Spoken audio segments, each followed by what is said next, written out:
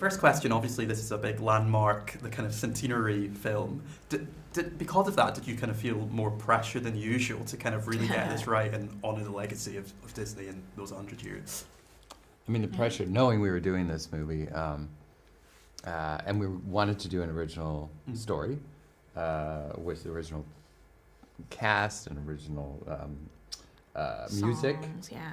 We knew all that. We just didn't have the concept yet. Yeah. And this is early on, and so we thought a great idea to do would be take a still from each one of our films, be inspired by the legacy, pin them up on one board so you could see everything. And the common thread between so many of those movies, fairly obvious, is characters wishing on stars.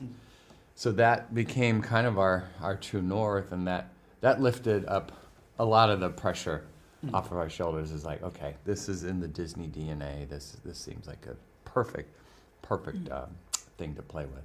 And in terms of, you've got the kind of looking back, but then also the looking forward in the sense that this is kind of a new animation style than we're used to seeing from Disney, the kind of hybrid.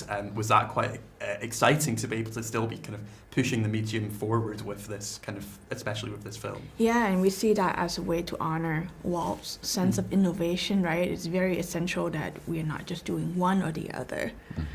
So the innovation comes in terms of CG mixed with the watercolor illustration look that we were inspired by Snow White and Pinocchio's, who has that style.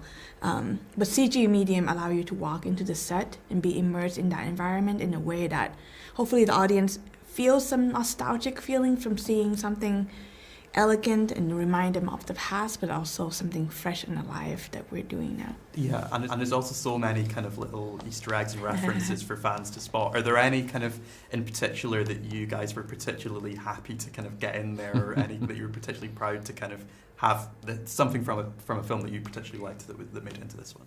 Yeah, there's one nod that we really love, and it's at the very end. It's after the credits roll. And so we urge everyone to stay. And there's a beautiful nod to our legacy at the very end. So that's my favorite. But do you think in general it's best to kind of let audiences spot these Easter eggs for themselves rather than kind of knowing in advance where they're going to be and stuff? Yeah, and the conceit was that let's the story stand on its own, right, as an original story. And those aspects came later in the process of working on the actual scenes. And so many artists, they want to express their love for characters and story that we all grew up with, and we thought it was a nice way to make this collective love letter to Walt and the artists that came before us.